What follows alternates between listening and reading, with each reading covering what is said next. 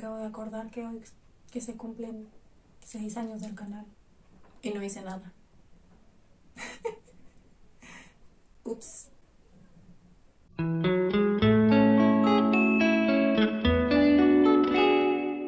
Hola, soy Carla y esto es Burbuja de Letras. Hoy vamos a hablar de 5 libros que leí por mi carrera. Este formato de video lo vi en el canal de El Librero de Elis. Ella también estudió literatura y su video se los dejo por aquí. En los años que llevo del canal pues se compaginó con mi carrera y ya les he hablado de algunos libros que he leído por ahí, pero escogí estos libros de los cuales no les he hablado y que me parecieron especialmente interesantes o buenos. Y son libros a los que no sé si hubiera llegado, quizás sí, si no hubiera estudiado lo que estudié. Vamos a empezar con La Mucama de Omikunle de la escritora dominicana Rita Indiana. Este lo leí en mi clase de literatura iberoamericana, era una optativa de narrativa breve y cuento actual. De esa optativa lo que más me gustó es que lo que más leímos fueron autoras. Y me llamó la atención porque este libro es de ciencia ficción, pero yo nunca había leído como algo similar a lo que ocurre aquí. La novela se ubica en el año 2027, no tan lejos de este año, en República Dominicana. Pero el mundo ya no es como lo conocemos porque ha habido varias catástrofes naturales, maremotos que han destruido o devastado las islas del Caribe y además hay un virus mortal que está enfermando y matando a la gente. En este libro seguimos la historia de Alcide, que es una joven que primeramente pues se dedica a la prostitución, pero después precisamente la encontramos trabajando como mucama de Esther Escudero, quien también es conocida como Omikunle. Ella es una santera, es una bruja muy conocida de su país. Y resulta que Alcide está con ella porque es la elegida de una de las profecías en la religión de Esther. Y es la elegida ni más ni menos que para salvar al mundo antes de que ocurran todos estos desastres naturales. Y para esto Alcide va a tener la capacidad de regresar en el tiempo, de ir al pasado, pero no por medio de viajes en el tiempo, y esta es la parte más interesante del libro. Que al no ser viajes en el tiempo, narrativamente está medio complejo, pero está muy interesante. Porque hay este juego temporal. Hay varios espacios-tiempo en esta historia. De repente está un poco confuso, pero no es imposible de entender. También es muy llamativo cómo funciona la tecnología en esta historia, porque prácticamente se plantea que ya tenemos una computadora dentro de nuestros cuerpos. Y controlamos estas gadgets con movimientos de nuestros cuerpos, con nuestras manos, todo ya sale de aquí. Otra cosa que me llamó la atención es que hay una descripción muy particular de un cambio de sexo de un personaje. Esto no es spoiler porque pasa en la primera parte del libro y además tiene como muchas más implicaciones que poco a poco vas descubriendo y eso obviamente no se los voy a decir. Pero es que la profecía no habla de una elegida, sino de un elegido. Y precisamente Alcide siempre ha deseado toda su vida este cambio de sexo. Y esto sí ya no se los quiero decir, pero el procedimiento o cómo ocurre está muy interesante. Así que se puede decir que en diferentes circunstancias, pero yo digo que Alcide cuenta como un personaje trans. El segundo libro del que les quiero hablar es El Castillo de los Destinos Cruzados de Italo Calvino, y este no es un libro como de literatura mexicana, ni latinoamericana, ni española. Me parece que el autor era italiano, no me crean, pero bueno, este lo leí en mi clase de Historia de la Cultura, pero me gustó mucho por la genialidad con la que se crean y se entrelazan todas las historias dentro de este libro, porque precisamente esa es su particularidad. Ya no lo recuerdo así como con tantos detalles, pero básicamente Italo Calvino escribió este libro basándose en las cartas del tarot. En este caso, en el tarot de Marsella y en el tarot de Visconti, y hace con ellos algo a lo que se le puede llamar narrativa combinatoria. ¿Qué significa? Que teniendo en cuenta cada carta del tarot y que cada carta tiene un significado diferente de acuerdo en el lugar que vaya apareciendo y que también depende el significado de qué cartas estén al lado de esa carta, a partir de esto él se dedicó a tirar cartas del tarot al azar y a partir de esos significados ir creando diferentes historias. Pero como por así decirlo, en las cartas tenemos los mismos personajes, pues las historias de estos personajes se van cruzando. En su momento cuando leí me sorprendió mucho porque te vas dando cuenta cómo precisamente los destinos de estos personajes se van entrelazando y es muy entretenido esa parte. El tercer libro del que les quiero hablar es Memorias de Hospital de Margarita Paz Paredes. Este lo leí para mi clase de literatura mexicana del siglo XX y me sorprendió un montón porque yo no había escuchado hablar antes de esta escritora. Y ella fue una poeta mexicana que estuvo activa de los años 50 a los años 80. En la introducción de este libro hablan de su obra poética y de cómo ella fue una poeta muy comprometida con las causas sociales, con luchas sociales. Entonces en sus poemas se notaba mucho el contexto político-social y se piensa que por eso su obra fue como hecha a un lado del canon, porque tanto como el estilo con el que estaba escrita como los temas que trataba, pues buscaba un acercamiento con la población mexicana, con sus problemáticas, y pues eso según las pautas elitistas de lo que se supone que tiene que ser la poesía y cómo tiene que estar escrita, pues ella no entraba dentro de eso. Pero este es un libro muy peculiar porque precisamente en este libro se aleja de todo ese contexto político social y es algo muchísimo más personal. Porque ella al final de su vida estuvo enferma de cáncer y precisamente este es su último libro. Y en Memorias de Hospital nos cuenta lo que fue su experiencia hospitalaria los últimos días de su vida. El libro es una especie de poemas que terminan siendo como crónicas o bitácoras de sus días en el hospital. Y los temas de los que más hablan los poemas pues es la enfermedad y el dolor.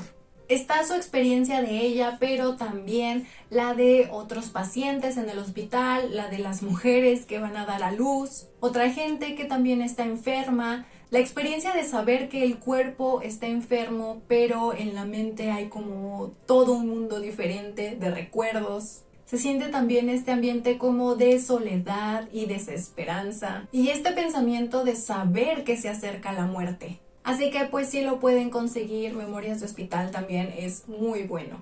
Después tenemos el libro centroamericano de los muertos de Balam Rodrigo, que este lo conocí porque lo leí en una optativa de literatura iberoamericana que era sobre violencia en la literatura latinoamericana, creo.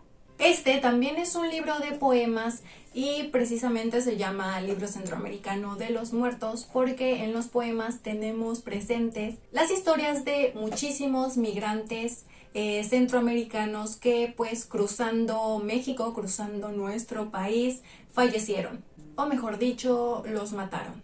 Y el libro no solo es interesante en cuanto a contenido, sino también en la forma como está escrito.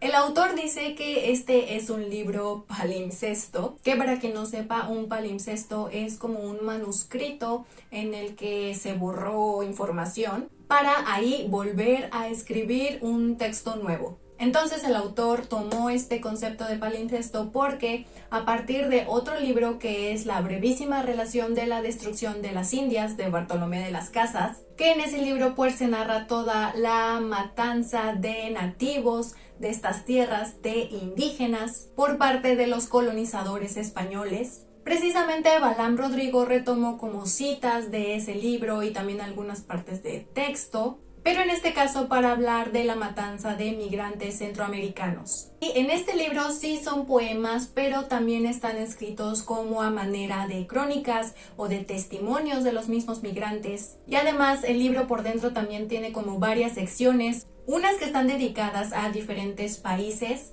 Están los migrantes de Honduras, de El Salvador, de Nicaragua, de Guatemala y también de México. Y además están otras secciones que se llama Álbum Familiar Centroamericano, donde son experiencias personales del mismo autor porque su familia por muchos años se dedicó a ayudar a migrantes. Y es en este apartado donde el mismo autor incluye fotos, cuenta la historia de los migrantes que llegaron con su familia y de qué pasó con ellos. Y pues esta es parte de la genialidad de este libro, pero definitivamente es duro de leer porque te das cuenta de cómo cuando los migrantes llegan a este país pues prácticamente como que pierden sus derechos como personas al no ser de aquí.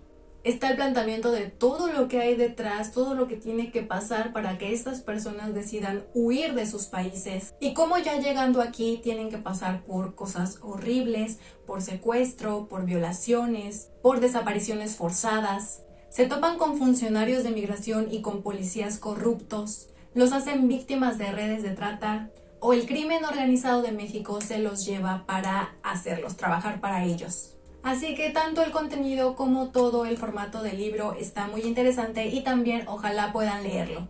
El siguiente texto del que les quiero hablar no es un libro como tal, es una obra de teatro y es de Elena Garro. Se llama La señora en su balcón, que está cortita, son 10 páginas y se las dejo aquí en la cajita de descripción por si quieren ir a leerla. Como ya les había dicho, yo no he leído mucho de Elena Garro, solo algunos cuentos y precisamente obras de teatro, entre ellos esta de la que les voy a hablar. Y es que cuando la leí, de verdad me sorprendió, me pareció como muy profunda, trágica, como muy llegadora, y de una vez les pongo el trigger warning de tema de suicidio.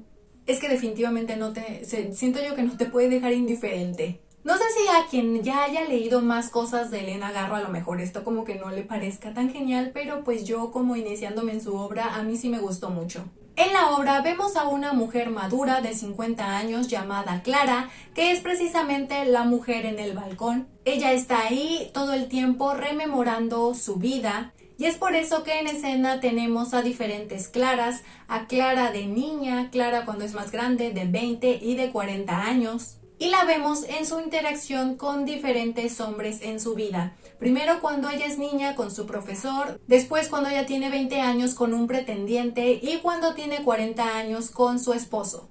Y pues todo el tiempo se puede ver como esta desesperación y desilusión en el personaje de Clara, cómo se siente incomprendida ante ellos y la sensación de que hay un mundo que le quieren imponer. Un mundo extremadamente racional que no acepta para nada la imaginación y un mundo en el que el amor significa que ella se tiene que casar y tener hijos.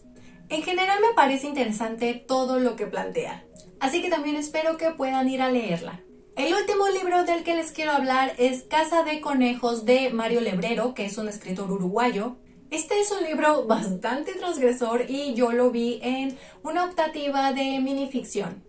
La profesora nos dejó leer este libro y hubo un pequeño debate al inicio sobre si eran microrrelatos, si era minificción o si en realidad se trataba más bien como de una novela fragmentada. Y es que en verdad esto está muy extraño. Al final creo que se decidió que era una especie de novela fragmentada y les diría de qué trata, pero no es exactamente que trate de algo. Déjenme explico. A lo largo de diferentes como microrrelatos o mini capítulos, vemos la mención y la aparición de los mismos personajes, pero a veces estos personajes tienen como diferentes significados, diferentes dinámicas de poder, y además el libro no tiene un orden cronológico. Están como personajes constantes precisamente los conejos, los guardabosques, los cazadores, pero en el libro precisamente la palabra conejo puede significar cualquier cosa. Y conejo es una palabra que se usa prácticamente en todos los microrrelatos.